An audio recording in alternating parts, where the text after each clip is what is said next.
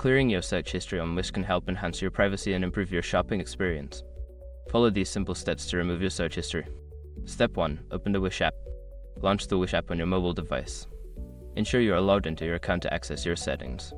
Step 2. Go to your profile. Tap on the profile icon located in the bottom right corner of the app. This will take you to your account settings. Step 3. Access account settings. In your profile, look for the settings or get icon.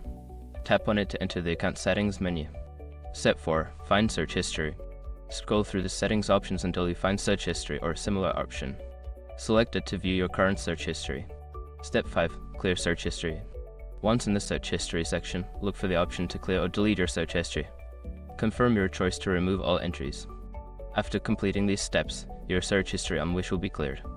Regularly managing your search history can help maintain your privacy while shopping.